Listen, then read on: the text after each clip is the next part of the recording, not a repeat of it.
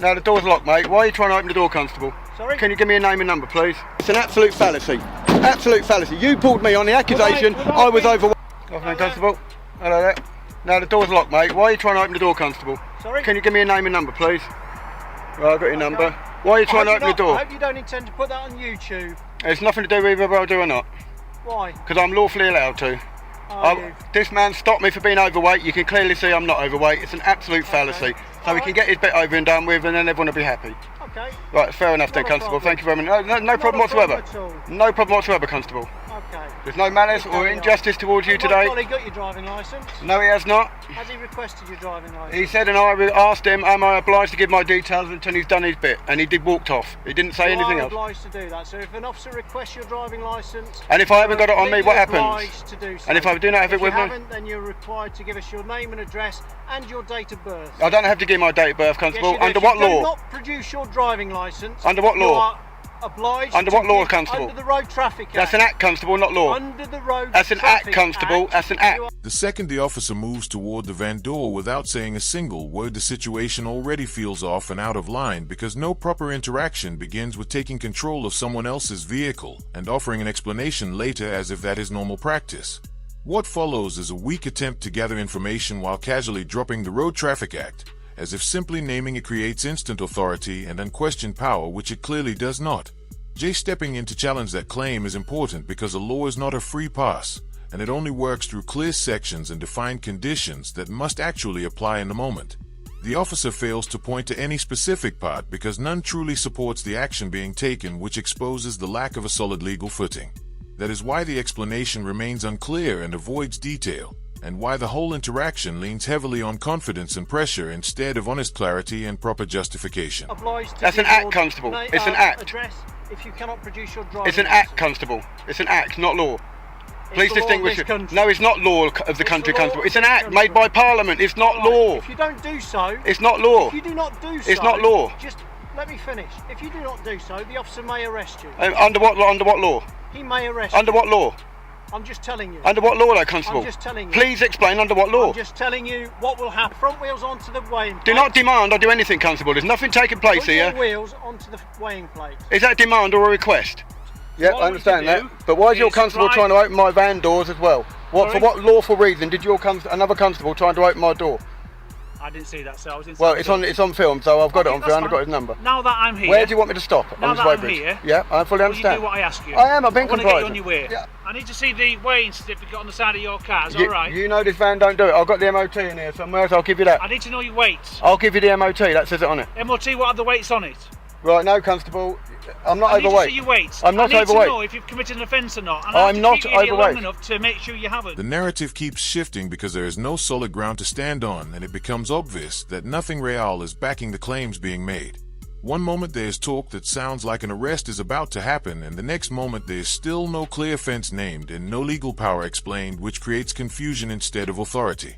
Making threats of arrest without stating a reason is not a display of lawful control. It is simple intimidation used to push someone into compliance and to see if pressure can replace the law that should already be clear. Then another officer arrives and starts asking for weighing slip just to figure out if any offense has actually taken place, which exposes the weakness of the entire situation. You do not begin with threats and then search for proof after the fact, because proper enforcement works the other way around. If the van was truly overweight, they would already know the exact rule they were using and would act with certainty instead of guessing their way through the situation and trying to build a case as they go. The claim about being overweight falls apart because even they are not confident enough to confirm it. I've not been over. Let me see the weight on Yeah, your so door. you can gain access to the vehicle while I'm in here, Constable. That's all it's to do with. You can let me open the door. Am I overweight? Without checking your plate, how can I tell? Am I overweight? I need to see your weights on your vehicle to know what you're allowed. I can't make it up. Got the logbook here. It won't be on your logbook. It will. The van weight's on the logbook. Okay. May I look at that then? The van weight's on the logbook. Right. No, I'm going to have a look first though, Constable. A bit unnecessary. No, Constable. Why is that? It's unnecessary. You saying I'm overweight when you think I'm overweight. I form an opinion. No. Don't even start that one now. No. I thought you were speeding. I have to form that opinion.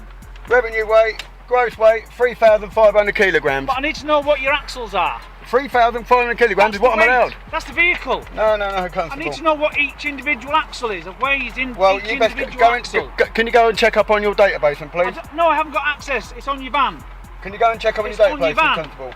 I'll have to keep you here for an indefinite period then until you let me look at your van. Well, that's as may be, Constable, but it's on the Okay. logbook and it says I'm Why 3,000. are you being so unreasonable? Because you're pulling me for something that hasn't happened, Constable. As soon as the documents come into play, the earlier confidence fades and the situation starts to unravel because solid information replaces guesswork. Jay calmly refuses access to the van and provides the logbook, which clearly lists the vehicle weight and should settle the matter quickly. Instead of addressing that clear record, the officer admits the action is based on assumption and brushes it aside by saying, "I form an opinion," which highlights the core issue in plain terms. An opinion is not evidence, and it does not carry more weight than official paperwork or the verified data already available to police systems.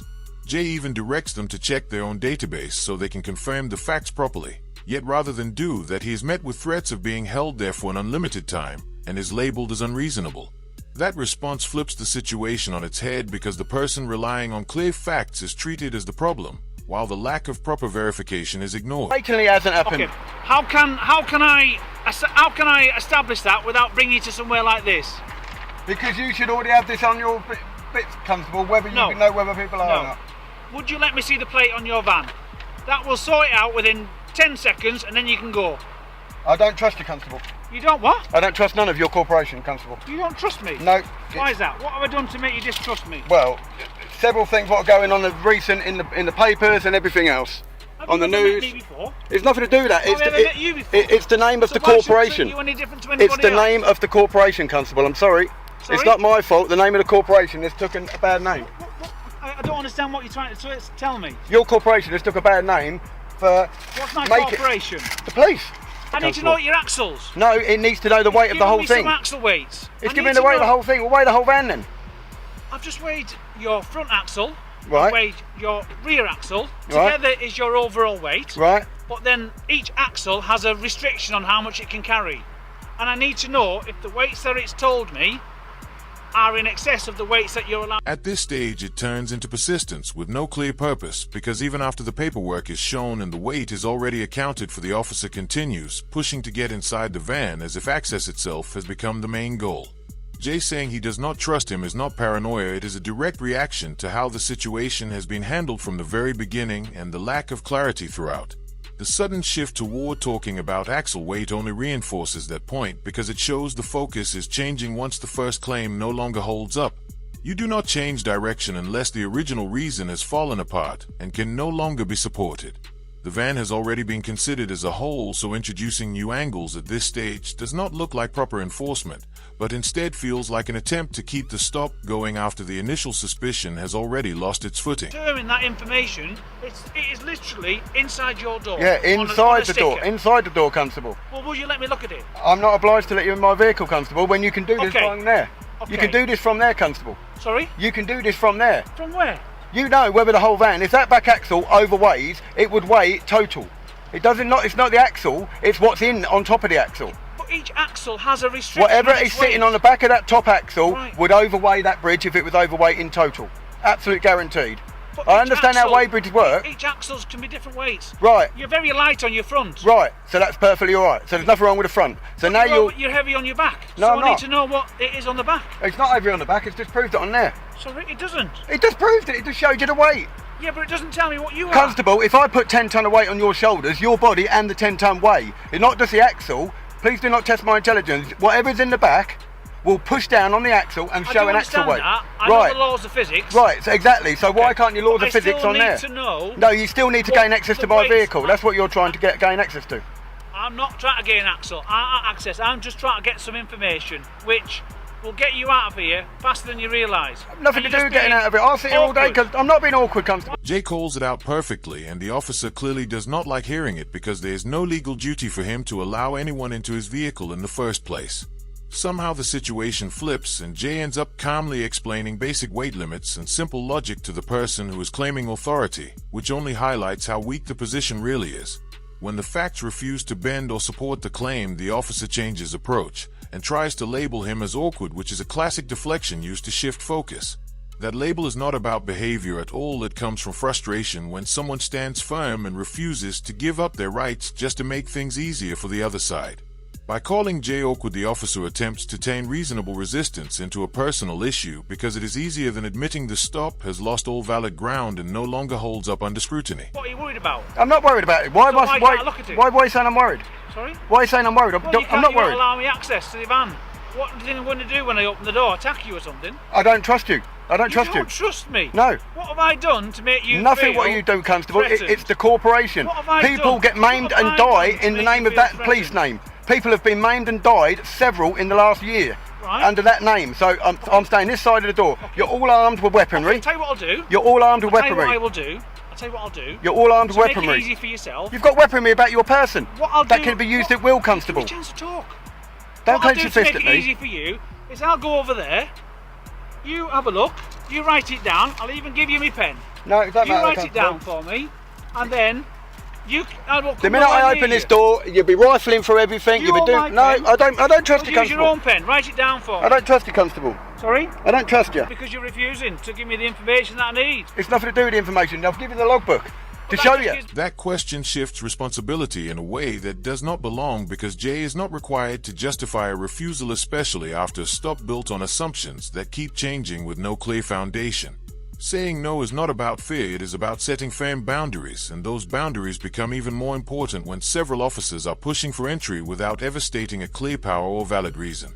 The imbalance is obvious because they carry uniforms, radios, numbers, and the authority to detain while he relies on paperwork and his right to keep his vehicle private. That right does not vanish just because it creates inconvenience for those trying to gain access. When persistence replaces proper justification, standing firm is not evasive behavior, it is a necessary response to prevent a stop from slowly turning into a search driven by pressure instead of law and proper authority. That just gives me the gross vehicle weight. Right? He's trying to do his job of work. And what do you think I'm doing? Going about my business, Constable? You're holding me up. Refusing. I'm not refusing. But I'll get out then. Why would I want to do anything different? Because your corporation live on corruption. I'm sorry, Constable. That's the way it works. Right, so where's this super plate then? It isn't there. Absolute fallacy. You pulled me on the accusation Would I was be- overweight. Would I be allowed to look under the You bonnet? pulled me on the allegation I was overweight, and it's an absolute fallacy. I've checked the weights, and you're within the limits that are allowed. Right, thank you, Okay. Constable. I just think this is a bit over the top. I've had a lot of bad my press name. in Cambridge Do you need Police. my details? No, it's all right. I've got all everyone's numbers. I'm going. I'm going. I'm going. What truly brings everything together is when the officers accuse Jay of delaying the driver behind him even though they were the ones who stopped both vehicles in the first place and created the situation from the start. Jay did not cause any delay, and placing that blame on him has nothing to do with safety or traffic flow. It is simply another pressure tactic designed to make him feel responsible for a problem he did not create. As the situation drags on, Jay eventually allows access and shows the back of the van, but this does not happen because the officers discovered anything new. It happens because the stop has continued long enough to wear down patience and push the interaction toward an end. He had already provided the paperwork, explained the weight limits, and even directed them to checks they could have carried out from the beginning. So allowing a look does not validate the stop, it only brings a close to a situation that was prolonged by stubbornness rather than evidence. The ending makes the truth clear when the final system check confirms the van is within legal limits, exactly as Jay had maintained throughout the entire encounter, with no offense found and no further action taken, as he is free to leave. When viewed properly, this was never about uncovering a real issue, it was about refusing to accept being wrong, shifting blame onto Jay for delays caused by the stop, and extending the encounter until the facts could no longer be ignored. If you found value in this breakdown, make sure you like the video, share it, and subscribe to support the channel, and keep this level of accountability in focus.